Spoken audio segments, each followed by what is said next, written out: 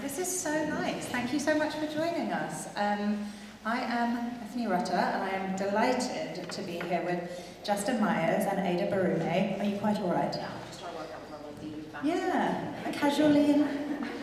And you have a microphone on the table, gorgeous. Please introduce yourselves to these fine people who, while we are chatting amongst ourselves, should be thinking up questions, because there will be a question section, and I love it when as soon as I open up the floor to questions, someone puts their hand up. I love it when that happens so much, and I know you're not going to let me down. Hello, Justin, who are you? Hello, my name is Justin Myers, and I'm an author of 4 novels, including Leading Man, Big Yellow Boy, just there.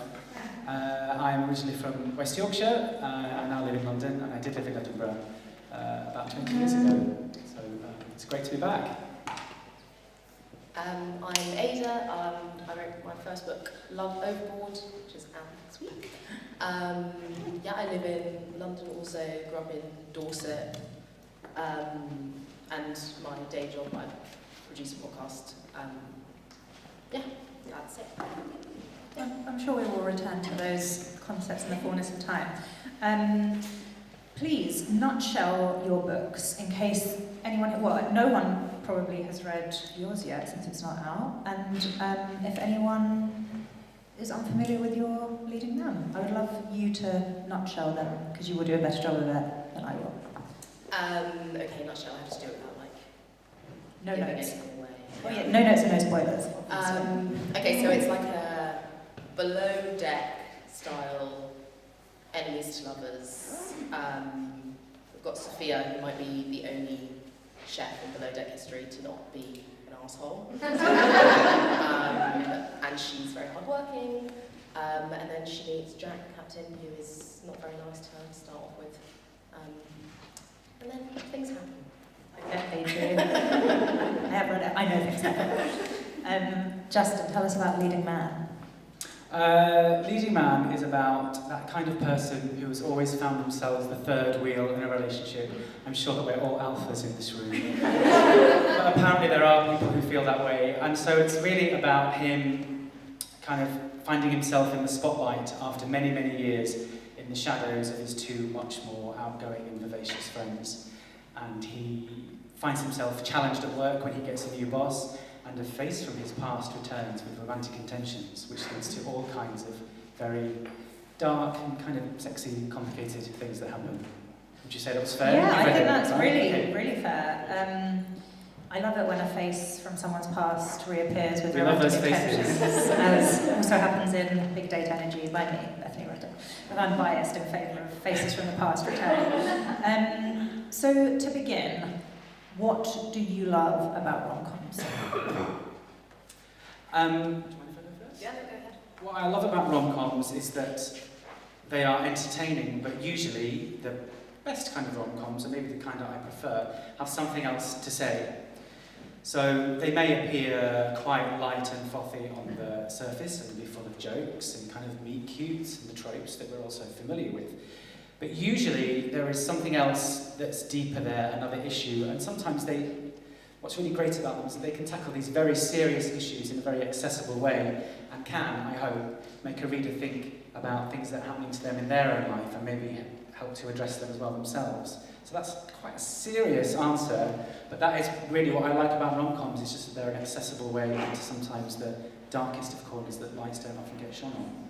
And I feel like, you know, as we will come on to, like, Leading Man is extremely funny, but also quite dark. So I'm not surprised that that is what you like about a rom-com. Yes, I really wanted to write a comedy like that. All my comedies are kind of like that. They have a bit of an edge, they have a bit of grit in your eye about them, you could say. Yeah. I love it. Ada, what do you love about a rom-com? Well, I guess coming off what you were saying, I think the thing about like love or falling in love is that there are like, I don't know, I always say like being in a relationship or going through some kind of romantic thing always like reveals kind of like the worst traits in yourself. I think you sort of think you've got yourself together and then you start like, you know, getting involved with someone and you're like, oh my god, I'm crazy. But I also think that like falling in love is like kind of a bit embarrassing. Yeah. Like it is just funny. Like you say embarrassing things, you do embarrassing things, and like that's fine. But like love is a bit cringe, and so you've got to laugh about it. You know? So true. I always find that, especially with the stuff I write for young people, I write for the people who found or find having a crush like really mortifying Yeah. and like really horrible. All of Yeah. it, like even like sex is a bit funny. Like if you think about it too much, it's like Yeah. what a strange thing we're like getting up to right now. Often with like semi-stranger. Yeah, exactly. So.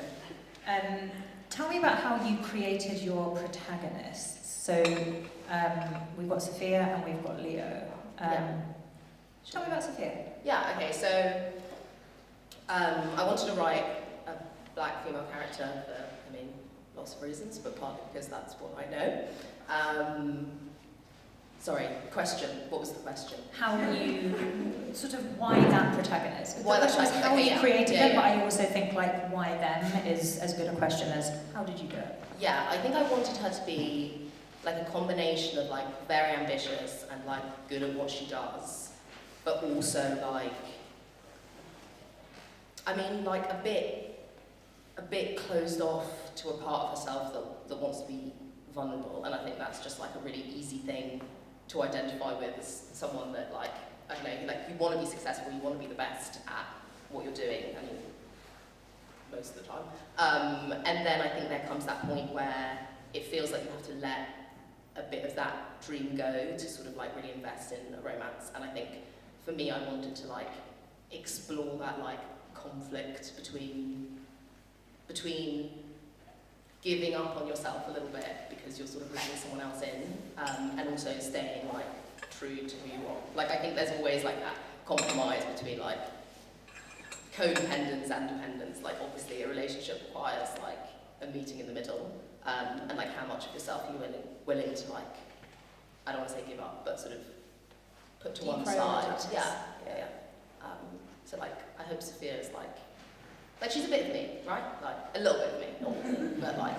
What you have described sounds like the Sophia I know from Love and the Watch. Justin, tell me about Leo. The prickly little Leo. I wanted to write about somebody tall because I'm 5'9". I wanted to know what that might feel like. To go deep into the psyche of a tall What's person. it like? What do you do when you're tall? Feel awkward, according to Leo. I don't know. Leo came from the idea of I wanted to write a book about a sassy best friend. We all have seen these sassy best friend, and then like, they're in a couple of scenes and then they sod off. And I wanted him to be front and centre. So really, it came about me thinking about some of the rom-com tropes that I know and love, and turning them on their head a bit. So we always get that hero of the book who, they think they're really plain and they're really ugly, and yet the hair falls perfectly. And they have a bottom nose. I wanted to write a book about someone with a honking great nose and a chin that stuck out, and he has a patch of vitiligo on his face, and his hair never sits right, and he's tall and gangly, and his mother rolls her eyes at his cardigans when he walks in the room, because there are so many people like that walking around. And yet they still are attractive, they still find people who want to sleep with them. It's one of the things that Leo says, is that hot people can never believe that uggos like me can find someone to sleep with. They're out there. My own bedpost would attest to that. So I just really wanted to write, not someone who was a loser, because I hate that trope, someone who is thriving in their own way, good career, good friends around him, but kind of needs a bit of a push more into being the very best person he can be. I wanted to write somebody who felt real, really. I think that's how he came about. Yeah. He was a very interesting person to spend time with. So your novel, Justin, is told from the first person perspective, whereas yours is in the third person. I would love to hear about that decision-making process. Why are we in the brain of Leo, or is that just how you prefer to write? Well, it was the first time I'd done first person since my first book. And I think because of how Leo's thought processes work, because of his insecurities, because of that complicated relationship with his friends, because we spend a lot of time with Leo kind of theorising about things and reflecting on things, I really wanted to be inside his head. Not always a great place to be, when he's not being very kind to himself and when dark things are happening to him, but I thought it was very important, I think, for something like this that is about someone being thrust into the spotlight and things that happen to them and that they're very much at the centre of everything. I wanted the reader to stay with them at all times, really. But what I really wanted to do was make it so that every character around him still felt like a rich, full person, and that we could have changed perspectives at any point, and and it wouldn't have made the novel any poorer for it. Does that make sense? Yeah. Tell me about the third person perspective. I don't know, I guess, I mean, I don't know that there's this like line at the beginning of the book, my dedication, which is like, to all the brown girls out there who thought that he didn't fancy you, he did, right? And this is like a bit of a chip on my shoulder. I have now going to a very white school in the south. But like, I think part of what I wanted to do in the novel was like have somebody who is like successful and attractive and doesn't, like she's obviously anxious about falling in love like everybody is. But I think I wanted to have a sort of external look. I wanted us to both know that she is just as like, sort of, a little bit insecure and a little bit, you know, anxious around somebody that she fancies. And also for the reader to be able to see that it's really obvious that she's like a massive catch. Like, I wanted both of those things to be happening at the same time. Like, I wanted the objectivity of the reader to read it and be like, obviously these two are getting along, obviously they're like flirting.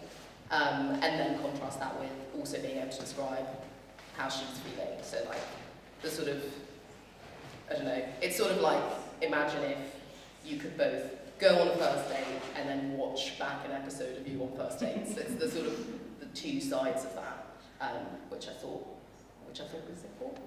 And it also gives the opportunity for later in the book to sort of see a little something from someone else's point of view, which is a nice little change that we get. They are set in two locations that delighted me. Ada, your book is set on a super yacht moored off roving around the coast around Naples. Yeah. And yours is set in this gorgeous city, which is very auspicious. Very similar locations. Yes, yeah, basically the same. Same weather, same vibes, all the same. Tell me about the locations. Well, like Italy, it's just like terribly romantic. I don't know, it's kind of basic thing to say, but like, yeah, I mean, there's obviously like a part, like the location is also important to, like, one of the characters in the book. I don't know if that's a spoiler, I can't work out if that's a spoiler, but like, it also plays into the sort of their dynamics. But yeah, I just, you know, I wanted to like escape to somewhere sunny while I was writing it. And it's like a really beautiful part of the world. I don't know, it just felt appropriate. Yeah, it felt appropriate, it felt romantic.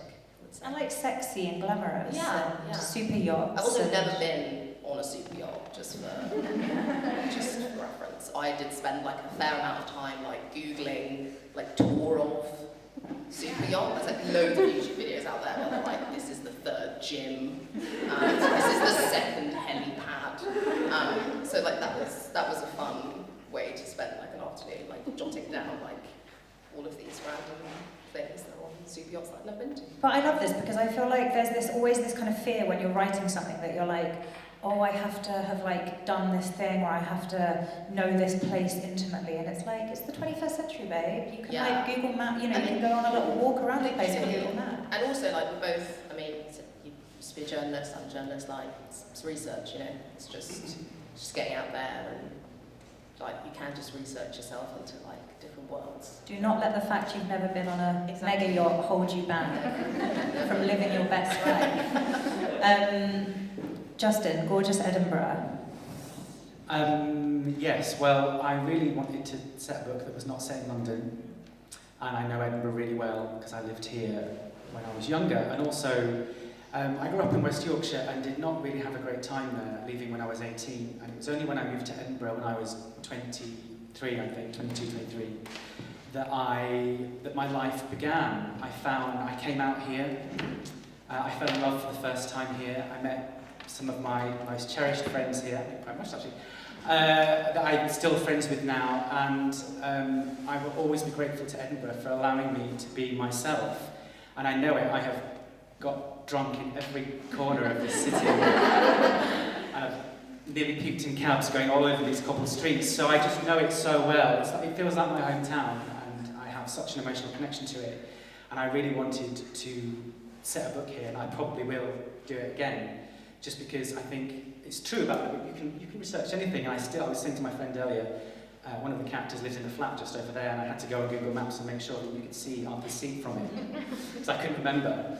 And I think it's nice to have books that aren't set in London sometimes, because so many, especially rom-coms, because a lot of rom-com writers either live there, or I just think it's a glamorous place that's easily relatable. And so it was really nice to just think about a different city and how that would change how the characters interacted with each other. Obviously they'll live a bit nearer, they'll get on the trams, they'll eat at places I remember, that kind of, it will really make them have a different experience from your characters if they lived in a different city. Yeah. So I sort of thought, Justin doesn't live in Edinburgh, does he? But it felt, when I was reading it, I was like, it feels sort of like the fabric of, it didn't feel like a kind of tourist perspective on something. It was like someone that understands the everyday life, which was really nice. While you are holding the microphone, the book is really funny because you are funny, but it's also really dark. Like, did you experience like editorial pushback on the darkness in any ways, or did you ever worry it was like too dark? Let's chat about the dark. Yes, I'm also quite dark. Well, you gotta be to write this, I mean, interesting you should ask about pushback, and nobody's ever asked me that before, but there was slightly on something. But other than that, no, I was given free rein by my editor to explore these very thorny subjects. It's funny because when I first sat down to write Leading Man, it was going to be a farce. And it's not a farce. It's really not. And I realised when I was writing it that I can only write the way I write. And so just, when I was planning it all out, it just took me on a different path. So, no, apart from one incident in the book that was changed slightly, no, I was really allowed to go as dark as I wanted. I think my editor trusted me to do it rightly. I think there are... it can be difficult to get this kind of thing right, and I think of writers like Barume and Laura Kay, who have darker elements in their romantic comedies, and Holly Bourne as well. She's really good at that kind of thing. I think you can do it, but you have a greater responsibility to get it right. But I knew I could do it. You could do it. Thanks. So this is your debut, Ada. What did you learn about yourself while writing it, or about what you can do? I'm sure you learned something. Yeah, I mean, interesting when you were talking about the dark, because there's like, I remember one of the interactions I had with, I think it was like the line edit, like when somebody else reads it and they're basically looking for like inconsistencies. I can't remember what that stage was. Like, anyway, yeah. And I got this like pushback on this scene. There's like a flashback scene at one point which goes back to Sophia's life in London. And it's like there's an incident that she has with a colleague at work that is like sort of a bit based on personal experience, let's say.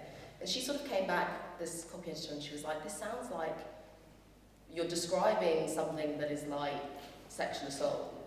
And I was like, that moment where you're like, okay, well, that's like a new way. Like, it's interesting to write something of yourself and for somebody else to read it and say something like that, and you're like, okay, well, I don't know if that's a tonal thing that I've missed, or if that's something I need to, like, dig into. But I definitely think that, like, writing about being a woman who just, like, has sex with men and is sometimes drunk is, like, there are those lines where you sort of read it back and you're like, that sounds quite bad.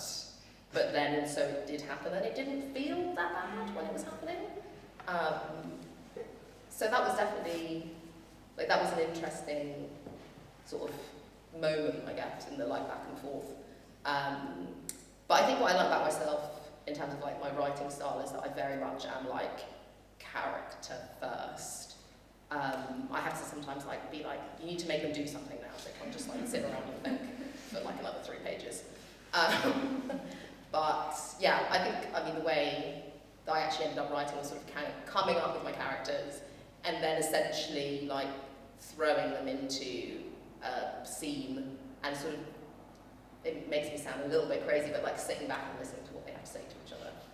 There was sort of an element of them, you know, after you've done that character work, they sort of look after themselves in terms of how they interact with each other. Which, yeah, I don't know, before writing the novel, I was like, I hadn't realised that was my process really, because I'd only done like short stories and like mostly very descriptive. So the sort of the like, dialogue. the dialogue was something that was, that I had to sort of find my rhythm with, and then I was like, that works, that's the best way to do it for me. And this is not your debut, Justin. This is your 4th novel. And how would you say your process has changed since writing The Last Romeo, which was your debut? Well, I have one now. I have a process. Before I just sat and wrote and hoped for the best. You learn so much about yourself with every novel, as you know. You hone your process every time and find improvements. I think I was just super prepared before I started this one. I really went into the characters. I was backstorying them back to infant school and imagining what they would have had for breakfast. It was actually insane how I think about it. But I really wanted to make sure that as soon as I went off the page, I didn't have to look back, because what I really learned in writing all these books is that, especially coming from my background in journalism, especially online journalism, where your first draft has to be your perfect one because it has to go up at whatever time. I used to give myself such a hard time for the first draft, trying to make the first draft as perfect as possible. And they always say, more experienced authors always say to you, oh, the first draft is supposed to be shit. And I was like, not mine, love. Sorry, I don't want a shit first draft. Even though no one sees it, it's just so insane. And I recognised all the usual stumbling blocks, like getting a third of the way in and thinking this was the worst idea ever that no one would ever be interested in, and going to bed worrying about it, and then realising that, you know, just all this nonsense, it was much smoother. I still had those phases, but I recognised them and just kind of thought, look, this is the wobble that you always have halfway through, it's going to be absolutely fine. And so by the end of it, I don't know what happened with this book. Everything, it was like an algorithm that was happening that was beyond me. It just all fell into place. Usually when I get to this stage of a novel being out, it's kind of like seeing an ex-boyfriend across the room, and I'm just like, we'll just be civil. But with Leading Man, I'm obsessed with this book. I really love it, and I haven't really had that before. They're great, my previous novels. But I've never just been so into it still. I don't know what it is. I feel such a great affection for it. I don't know. What's going on? It's going to get a restraining order against me. I don't know. I really, everything, the stars aligned or whatever it is, and maybe I just had finally got myself together enough to write a good book and feel happy about it from start to finish. It's like you figured it out, like you sort of figured out how to write. And then forgot it all again when I was writing the next one. We'll come to the next one, because it is a departure. But it's interesting that you both come from journalism backgrounds. Like, do you feel how, you've sort of briefly mentioned how you feel that informed how you write and that kind of thing, but any further deep thoughts on journalism as a vehicle into writing fiction?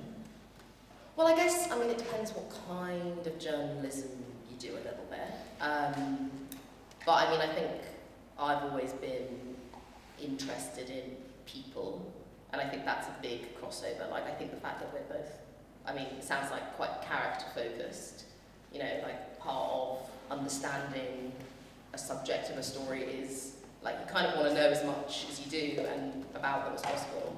And as an author, it's really exciting because you get to go back as far as you want because you're making them. So I think that like fascination with like how people are and like why they do weird stuff or bad stuff. I think that's a pretty, like it's a wanting to understand it basically. And I think sometimes there'll be a point in the plot where I know that I want something to happen, and I sort of look at the character and I think about the thing that happens, and I'm like, how does this person get there? Like, how do I get this character that I know to do this thing that's strange and like not really sensical. And I think it's just it's a different direction, right? Like in journalism, you're looking at the strange thing and you're going back and trying to work out who the character is. And then as an author, you're doing the opposite, which is like getting the character enable to enable them to do the weird thing. So I mean that's how I. Also, there must be like a degree of comfort with sharing your work with the world. You know, like you were writing online for a long time before you started publishing fiction. So it must be like you have a degree of comfort with sharing what you write with the world, I guess. Yeah, luckily I developed that thick skin before I brought books out. That doesn't mean I'm strong enough to go on Goodreads. But it's not for us. it's not for us. It's simply not. We shouldn't be there. It's for readers, not for writers. It is. It's not for us. It's not called Good Rights. No. Yeah. So I've always been very comfortable about sharing my work and kind of. I never really write guessing what an audience will think of the book, but I kind of, I'm prepared for pretty much every eventuality. So I suppose that's what comes from journalism. I don't get very precious about it if someone doesn't like it or if they have an opposing view, because it's a cliche, but once it is out there, it really doesn't belong to you anymore. There is nothing you can do. You can't go and change the book, anything like that. So that's kind of what I brought through from being a journalist, probably. You will have haters. And I also think this is something that I feel like I talk about with almost every published author friend. I'm sure there was someone who was on the lineup earlier who I've been spending time with, and we were talking about the fact that like you write the book, and then as soon as it's with your publisher, it is a commercial product. It's not your thing anymore, and I think that is one of the only ways to like retain your sanity around it, is to see it not as your thing anymore. You have to be able to see it as like a product. You are the face of it, but you are doing your job to promote it. But it's a team effort. It is, like you say, it's a product. Yeah. Ada, Jack is a really perfect love interest. What do you think are like the essential ingredients of a good, Well, a good romantic? Yeah, I don't know, like things that I don't actually like in real life. Like, I think a good love interest is like a bit mysterious, which I hate. Like, I hate men that won't that are like hiding a little part of themselves, because it's just too like enigmatic and like you just wouldn't understand. Like, I actually hate that in real life. But I think for a romance, like you do need that little bit of like fantasy mystery. Something's kept back, like who is he really? And I think he has to be hunky. We actually had a lot of back and forth on the cover about Jack. I got sent the first copy and I was like, this man is not hunky enough. He's not hunky enough. He looks like a teenager. His hair is like flopping over his face. I was like, no, that's all wrong. Which is the opposite of what happened with you, Justin, where you were like, this guy is too hunky. Leo, you've got to make him less hunky. The first illustration of Leo they sent over to me, he was too good looking. I didn't know that, but I was like, his I hair was joking. perfect and his nose was tiny. I was like, look, this guy has to kind of look like a witch. But in a really kind of quirky, joli laird, as they say en France, that kind of way. Yes, so he was too hot. Yeah. And then, what else? I think, like I said, like a little bit mysterious and a little bit arrogant, which again, it's not something that I actually like very much. But I think that recognises a key fact about romance, which is that it is kind of wish fulfillment and fantasy. So just because, I think part of my problem that I have identified with my own writing is that I'm too interested in reality. That I read something, I write something and I'm like, oh, would someone read this and be like, that would never happen? Whereas, I think I need to recognise more that what people are often reading romance and rom-coms for is that, escapism, fantasy, wish fulfillment. And obviously, there's room for all kinds, but I do think it's kind of fine to be like, in real life, I don't want a mysterious man, but in a rom-com hero, you're And I also recognise that, maybe for some, I think what he does in the wish fulfillment is that, he is those things, and then for her, he is not those things, right? She is the thing that changes him, which is the dream. Yeah. And like you do hear, like it does happen. Like I've heard it happen. I've heard it happen.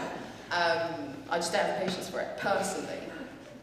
Legit. But I think that the romance is about like you've got to put in the hard graft, you know, and like part of that hard graft for Sophia is like peeling back those layers. But like, you know, I just want to be doing other things with my time. That is a way in which we are different. He is very gorgeous, so. And he's gorgeous. He has green eyes, which like nobody has, right? I do. Some people do. Some people have green eyes. I feel like your kind of your romantic interests are quite complex in this one. I feel like, yeah. Tell me about the men of Leo's life. So we've got Harvey, the face at the window, who comes back from his past, and he is fit. I felt a bit like a fraud really putting someone so fit in this book because it's supposed to be about, you know, a dog. But yeah, Harvey's fit. It's quite small though. You know, his body's hard. When you put your fingers in his arms, it doesn't spring in. And he's got perfect hair, and he's got really nice teeth, and Leo's got wonky teeth. And everything's perfect, but you know, is it? And he's quite a complex person in that he is very results driven, and he won't do anything unless there is an end goal. And he thinks that Leo is aimless, but not necessarily in a horrible way, but he really wants to encourage Leo to be more goal-oriented. Yes, exactly, because he feels that he's drifting a little bit. And at the same time you have Alex, who is Leo's new boss. Leo's a drama teacher, sorry, so Alex is his department head who comes in to cover maternity leave, and he too wants to kind of push Leo in another direction, you know, really bring the best out of himself. He wants him to create an end-of-term show, whereas usually they've just slung on the old production of Grease or Little Shop of Horrors, which every school puts on. So they're really they're not just really romantic heroes. They are rather than the protagonist of the story trying to change the man, like yours is. These men are trying to change Leo, for better or for worse. An intriguing dynamic. I enjoyed it. Justin, while you're holding the mic, the epigram of leading man is a Stephen Sondheim quote. Yes. And he appears in the book occasional Sondheim references. What is your favourite Stephen Sondheim song? Yes, Leo is a huge Stephen Sondheim fan, and his most treasured possession is a reply from Stephen Sondheim when he was 15 years old. My favourite Stephen Sondheim song is not one of the ones that the characters like. It's Losing My Mind, made more famous by Liza Minnelli and the Pet Shop Boys in the late 80s, and I like that song because it is a very relatable feeling of being so unhinged by some sexual attraction to somebody that you find yourself standing in the middle of a room going, what the fuck am I actually doing?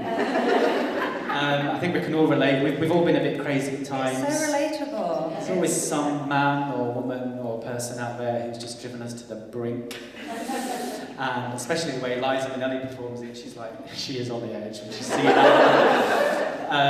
Yeah, I just think it's what's great about Stephen Sondheim is that he communicates very complicated feelings in very simple ways, and he is not afraid to make people sound a bit mad. And I think maybe a lot of us don't admit that we have those mad moments enough. We should. So yeah, that one. And it's great in a disco. Oh, the Liza Minnelli version. Yes. Such a pop. I will not ask you the same question, given that you've expressed absolutely no interest in or knowledge of Stephen Sondheim.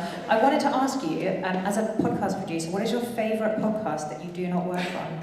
I feel like search engine. Tell me more. So, I mean, it feels like a bit of a big sort of concept, but it's basically like no question too big or too small, like the sort of like slightly deranged stuff that you type into Google at like 3 o'clock in the morning. Where is MH370? Yeah. That's what I'm doing every day of my life. I'm like, how have they not found the plane? So, you know, like one of them is like, why don't we eat people? Or like, what does it feel like to believe in God? Like, they're like big ones, and then it's like, why are there so many chicken bones on the street? But it's just, yeah, it's a conversational, like, quite classic format, sort of charismatic host, person that he already kind of knows, so they have like a decent amount of chemistry, telling a funny and often quite sort of touching and insightful sort of explanation of whatever the question is. I love it. It's good. Thank it's good. you. Would recommend. Do they have an MH370 episode? Asking for a friend.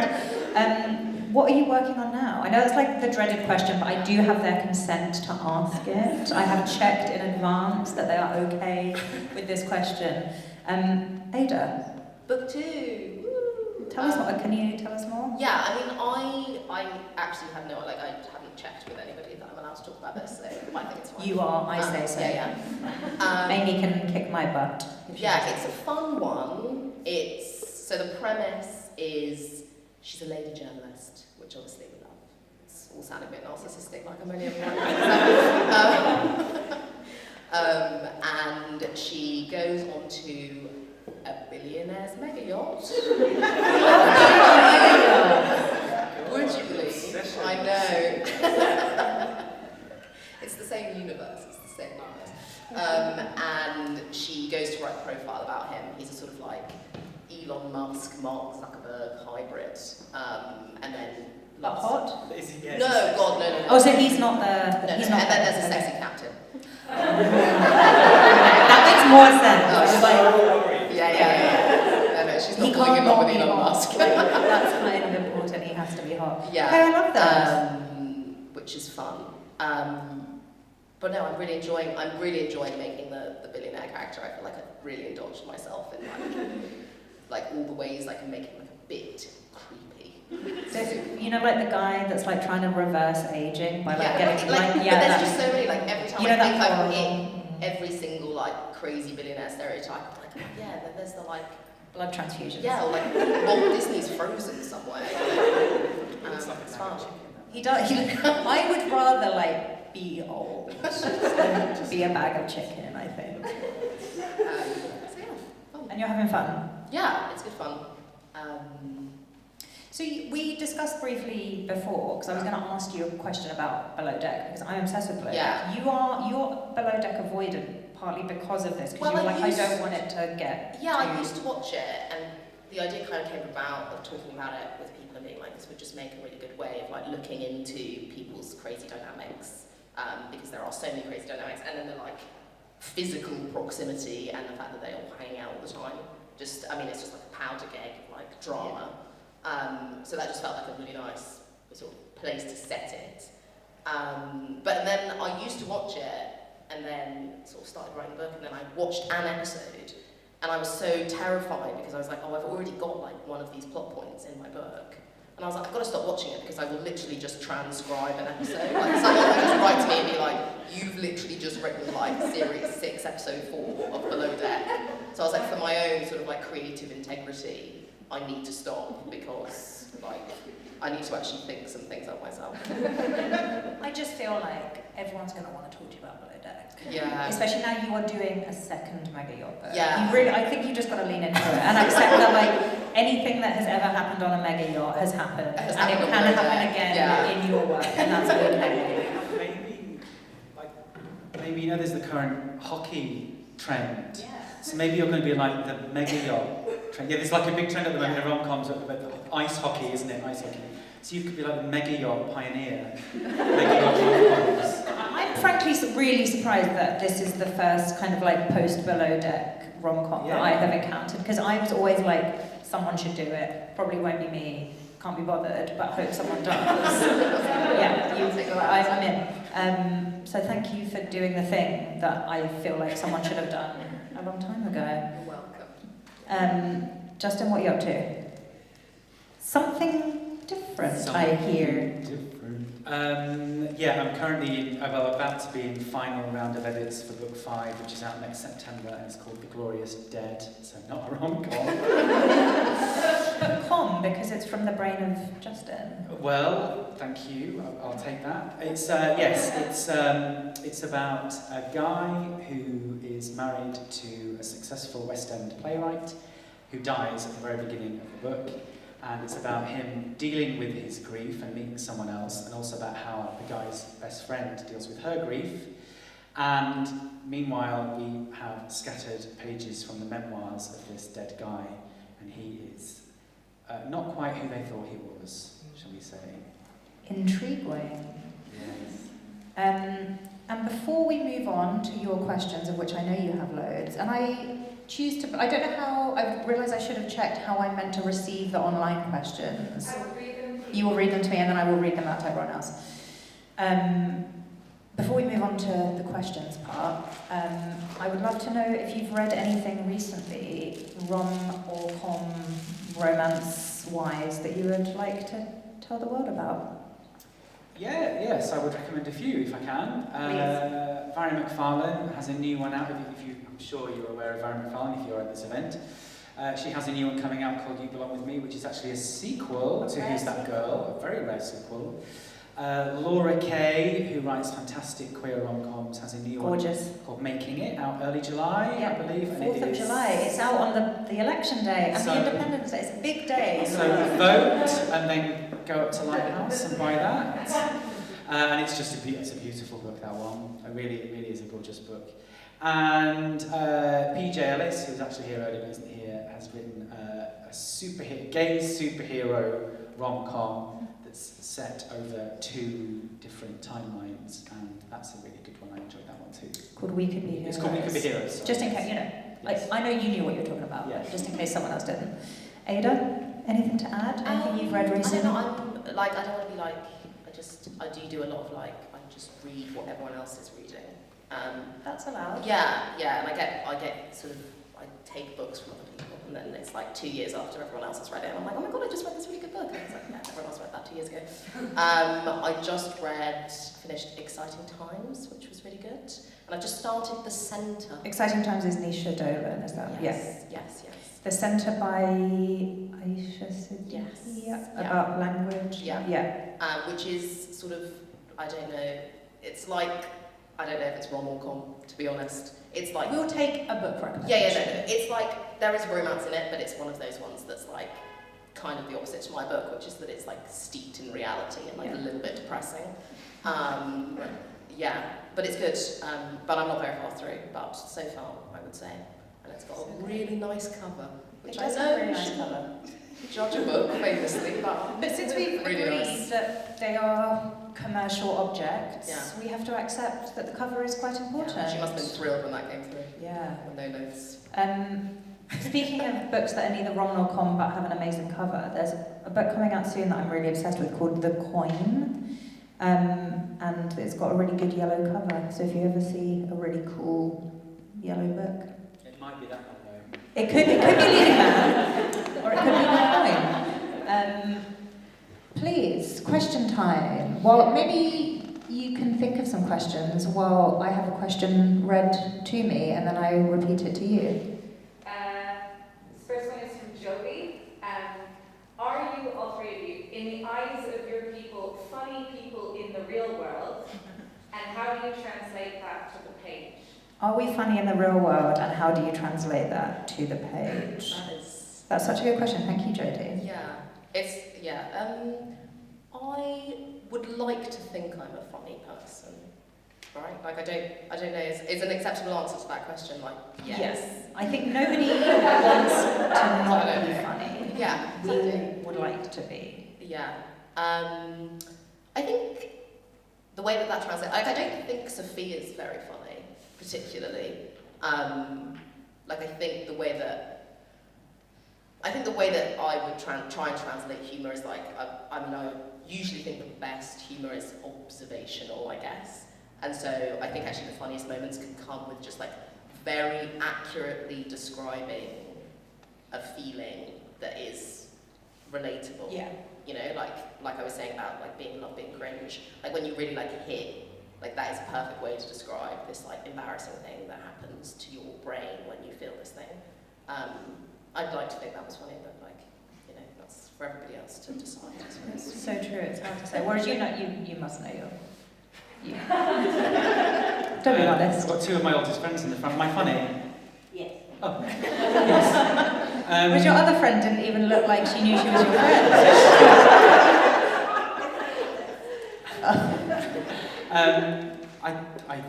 I think so. I sometimes lay on a bit thick, maybe. I can be very miserable as well. We contain multitudes. Yeah, but yeah, I don't know. I suppose so. I make myself laugh. That's the main thing. Yeah. I think you just have a funny turn of phrase, and I think that's like priceless. I think you have a way of explaining the world that is funny.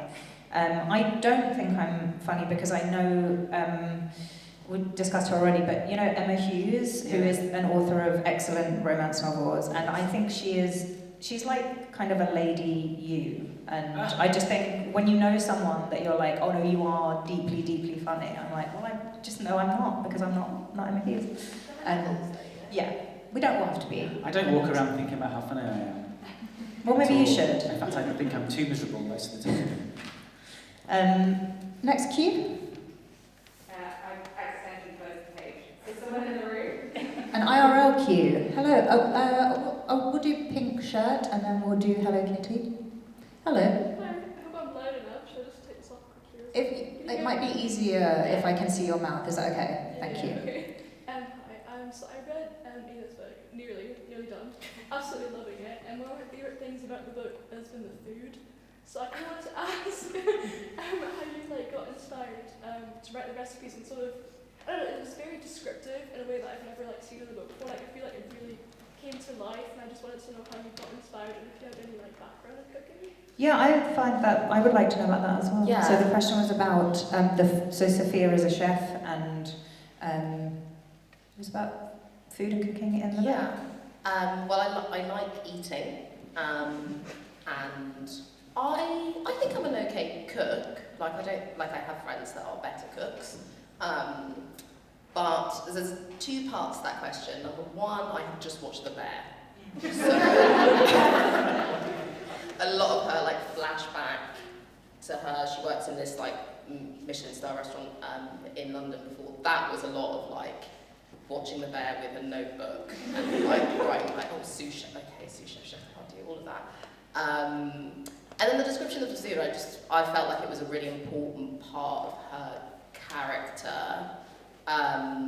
Because I just think it's unconvincing for someone to be very successful and ambitious about their career, and for them not to be passionate about it. So I was like, I just am going to have to commit to trying to see food how she would see food, and think about it as this very almost sensual sort of thing. It's the colours and the sounds and the smells, and that is her that's her being really immersed in what she does. And I just think, I just don't know if it's convincing to be she loves being a chef if I can't sort of see that through her eyes. Being a chef. Yeah. Also, she's someone that holds herself back from romance, but you can't have her kind of hold herself back from every, she has to throw herself into something she's interested in, otherwise it's all a bit, her personality is being able to, sort of express herself through that. Gorgeous. Hello Kitty. Hello. What is your favourite trope to read or to write, and what is your least favourite that makes you put down the book? Favourite trope to read and or write, and also least favourite? Well, I don't hate this trope, but my third novel, The Fake Up, was about a couple who fake breaking up, because I've seen enough fake dating now, thanks. So, I know that's a hugely popular trope, and I didn't want to write a book that was fake dating, so I wrote about a couple that pretend to have broken up and haven't really. So I suppose fake dating would be my worst one to write, just because there's lots of other people who do it much better than I do. And my favourite trope would probably be enemies to lovers, because you could probably write loads of amazing zingers when they're enemies, and if there's one thing I like doing, it's two characters tearing the shit out of each other. So that would be mine. I don't know, that's a really hard one. I think I don't like the like hyper self-deprecating, like in terms of looks. Like I mean kind of what you were saying of like, you know, like ugly people have sex, as it were. Like I think that there was just a certain point in adulthood where you're like, I don't know, the whole like, you know, he'll never go for me because I look so, you know, yeah, like a whole person being like, the thing that I think is the barrier between me and falling in love is the way I look. That I don't think I've ever enjoyed. Although I think on the whole that's not really a sort of a teenage romance trope. Something I love. God, that's really hard. I don't know. I feel like I'm still sort of cutting my teeth on the genre. I don't really know yet what I love in terms of I don't know. I quite like a little bit of like, what is it? Forced proximity? You'll have that. Yeah, if you're on a yacht. Yeah, we love So that. proximity is... We love that. There's only one there. Yeah. Yeah. An absolute That classic. is, yeah, like, I feel like tropes are really interesting because, as I said, I'm very attached to reality, but then you do read things and you're like, there is only one bed! Yeah. And like, it's fun, and I'm like, yeah, maybe more of that. Maybe there needs to be only one bed more. Yeah. Fewer beds. I Yeah. quite like writing a, what is it when the audience knows something and the character doesn't? What's that called? Dramatic irony. Yeah. Like I quite like that, like sort of Romeo and Juliet style, like he knew this thing and she didn't know this thing and she knew this thing and he didn't know this thing, and if they'd only just talked to each other, this would all be sorted. Like I quite like the tension that you get from being like... Which is a kind of essential part of many romance plots. Like that's literally an essential. You know, there has to be things that keep them apart. Yeah. And but like they have coming to up with be these something that's weird nonsense. things Yeah. they've decided to just like not talk about. That's quite fun. Yeah. Question from the ether. Two more online. This one is from Shala, who says, whenever we get queer or POC or fat characters in the genre, it's considered, and these are her air quotes, subversive. How do you see that for your own work? And she's added to all three. Go on. Whoever feels like it. Yeah. I don't feel like there's very much subversive about loving. Well, I don't know, like I wanted it to feel like it wasn't, like obviously, like, you know, Sophia is black and she knows it. Like, and interestingly, I think in the new book there's more of that sort of like racialized individual consciousness, you know, like there's more about the plot that's about that. But I wanted to write something that was just like fun, and like she can just like fall in love and not like stress about it being a white man, which I've done many times.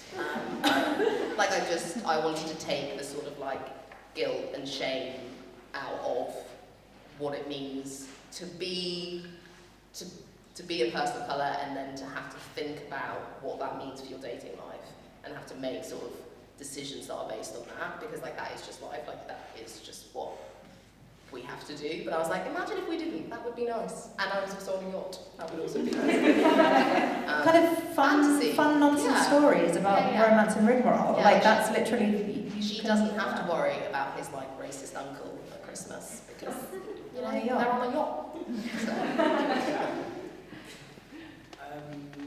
Well, I don't find it subversive because I am a gay man, but I suppose it's quite commonplace now to have gay men in this kind of book. But when my first one came out, there wasn't really much commercial fiction.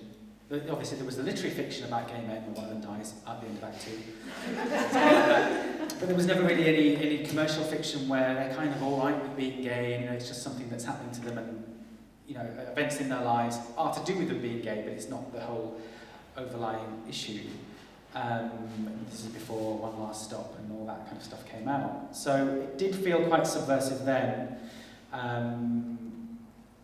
It felt like I was doing something a little bit different. But now, actually, no, I don't ever think of it in those terms, to be honest with you. And I have characters of all kind of different backgrounds and body shapes and looks, obviously, and whatever. And no, I don't really think about that, so I'm not sure I can answer that question really in reference to this book at all, because I just feel now that I'm just doing my thing, and it feels like these books, there's not enough of them, but they are becoming part of the furniture, luckily. It's funny because, I don't feel like, maybe from your perspective, because you are kind of more involved in like publishing events and you probably get sent stuff to blurb, so it feels like you're probably more aware of books in this space. But I think as like an, adjacent person, I do think that like romance novels about men are still quite rare. I don't know if they're like inherently subversive, but I would say that they're not exactly like commonplace. And it's the same with like It's black quite lady rare for them characters. to be written by men. Yes, I think that's more to the point, is men writing gay men stories. I kind of feel similarly in that I love writing kind of plus size women and girls. It's like the only experience I've ever had of dating, so I don't know how to do anything different. Certainly didn't feel like overrepresented in the fiction that I read, and I feel like it's something that does, as with other parts of your identity, does really affect the decisions you make, especially when you're younger and you just kind of don't know any better and you get told all this stuff about like what you deserve and like who you deserve and what you can aspire to, and then sort of hopefully as life goes on you become more and more able to just make decisions that you want to make rather than making decisions because you think that's what you're allowed to do. So I feel kind of similarly that like in Big Day Energy, Fran, who is the main character, is just very like sexually liberated, loves dating, does not want to be in relationships anymore, just wants to be like in her slag era, and that is like fun for her, because I think for a lot of plus size women, dating can be very like anxiety inducing and quite difficult, and you have to make a lot of decisions about like what kind of photo do I use? Do I use one that obscures what size I am, or do I use one that shows what size I am, or all of this stuff? And then she is kind of post mental gymnastics, so I feel like that's like a nice, I like to be in the just doing the thing rigmarole rather than the like brain anxiety part, which I feel is more the realm of my writing for young people. Next internet question. There's another one. This one is from Kayla, who is very interested. This is the second time Kayla has asked this question today. We heard from Kate Young yesterday that she plotted her novel in Excel. How do you approach structure, and do you feel like the genre of romance gives you good guiding lines, or that it's restrictive? Such a good question. I'm so glad you asked it twice. Thank you. It was interesting hearing you talk about like book 4. You've really got it figured out, because I think I don't got it figured out. It was a little bit chaotic, I would say, on the structuring side of things. There was a bit of like, it's just coming. I've just got to keep writing, and then With this one? Yeah. It was your first one? Yeah, right. So it's a bit of a mess. Yeah. But to your question, I think romance does lend itself quite well to that, especially when you're doing the like enemies to lovers trope. I think there is a very like, okay, we've got the bit until they shag, and then the bit afterwards. That feels like a sort of tale of two halves that's quite easy to write to, and then that last bit really does not write itself, but there are just like so many obvious sort of denouements that need to happen that it doesn't feel hard to like know what to say next. But I think that bit coming up to it, I would hope in my next book I've put a little bit more thought into how that structure will happen before I just start typing words. I feel like our books are both in the kind of romance structure, so it's a bit easier to say, whereas I feel like yours does not necessarily conform to the structure. Maybe so not. just talk about how you structure your books in general. Well, it all starts on post-it notes on my rug on my living room floor. Putting everything out, and then yes, into good old Excel for the chapter summaries. But no, I suppose though you do get the romantic element, you do get, the first date, first kiss, first bonk, first row. And so you do have those moments to map everything to, but because there's two things happening at once with the boss and the romance side, I suppose it was, when I was plotting it, it was kind of keeping it apart as much as possible and then bringing it all together for the two other men to discover each other at the right moment to make it dramatic. Yes, exactly, dramatically satisfying and also creatively satisfying for me. And then to obviously turning that all on its head just for the fun of it. But yeah, I suppose it did actually give me something to map things to, because those milestones are kind of set in stone, aren't they? Those things happen in all relationships. So what is hard is flashbacks, right? So like I wrote the flashback, I wrote a little bit and then I wrote the flashback quite early on because I sort of, it was a useful exercise for me to have Sophia's backstory, sort of like committed to the page. And I had no idea where to put it in, and I still am not totally convinced it's in the right place. And I don't know, I think there's an element of like, I don't know, like I'm not committed to that. Like, I think there is a bit of structure, and maybe that is just like a first book thing. Like, I think it's good enough there, but like... I think if it wasn't, someone would have prevented it from being there. There are many people whose job it is to make sure the book is good. So I'd be reassured that it's under control. Yeah. But like it was slightly random on my part. Actually, like I think here is good. So random is mild. Any more real life questions or internet questions? Okay, so we have hockey, as we've discussed, very trendy, and then we have green check. Please. I just wondered, like music is a massive part of my reading experience, and I wondered for you guys how much does music play into how you write, and if there are any specific songs or artists that you listen to when you're writing? Huge.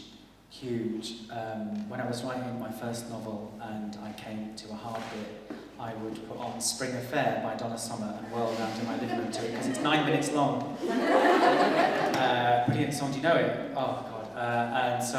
And I would sit down at my desk completely refreshed and the words would fly out. But yeah, what I've done ever since my second book is I have kept a random playlist on Spotify and put songs I'm listening to, songs I'm inspired by, songs that appear in the book. There's quite a lot of songs in Leading Man actually because he's a drama teacher, so he's quite arty and creative.